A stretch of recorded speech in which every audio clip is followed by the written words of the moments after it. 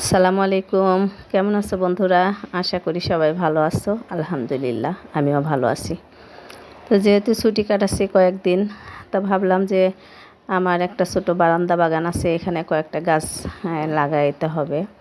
কিনে নিয়ে এসে রাখছি, তো ভাবলাম যে এগুলো লাগাই দিই।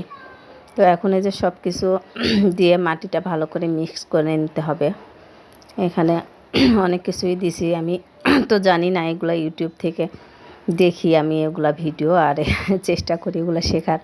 জানোই তো আমার হাতে ভালো মতো গাছপালা হয় না, তারপরেও চেষ্টা করি, চেষ্টা করতেই থাকি আর কি, যে দেখি এক সময় না এক সময় নিশ্চয়ই হবে। তো মাটিটা ভালো করে মিক্স করে নিচ্ছি, আর এদিকে টবগুলাও রেডি করে নিচ্ছি। টবের নিচে একটু মোটা কাগজ দিয়ে নিচ্ছি, যাতে পানিগুলা সুন্দর করে ড্রেনেজ সিস্টেমটা যাতে ভালো হয়। তো রেডি করে নিয়ে এখন আমি একটা একটা করে গাছ লাগাই দেবো। আর আমি ইউটিউবে দেখছি নাকি পুরান কাপড় টাপড়ও নাকি দিলে এগুলো পচে মাটি হয়। তো আমিও সেই চেষ্টাই করলাম, যে দেখা যাক কী হয়, দিয়ে দেখি। তো এখন এই যে মাটিগুলো সুন্দর করে মিক্স করা হয়ে গেছে, এখন এই যে টবে বসায় গাছগুলা বসাবো। একটু চেপে চেপে মাটিগুলো নিচ্ছি, যাতে সুন্দর মতো গাছটা বসে। তো গাছগুলো বসানোর পরে দেখা যাক কী হয়। অ্যারোমেটিক জুঁই, এটা অ্যারোমেটিক জুঁইটা অনেক সুন্দর ঘ্রাণ, তাই ভাবলাম যে একটা রাখি, একটু ফুলের ঘ্রাণ বাসায় বসে যদি নিতে পারি ভালোই লাগবে।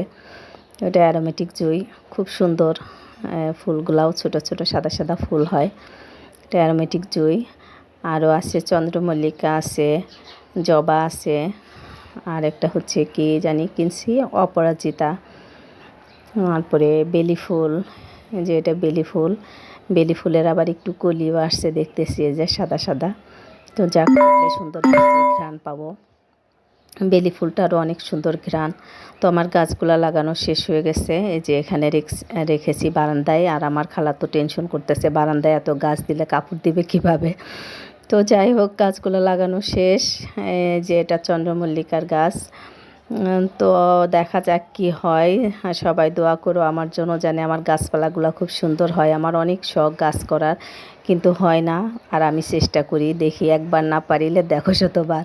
তো এই যে এটা হচ্ছে অপরাজিতা গাছ। তো এখন গাছগুলোকে পানি দিয়ে দেব, আর পানি দিয়ে দিয়ে দেখা যাক। দোয়া করবা সবাই আমার জন্য। আল্লাহ হাফেজ।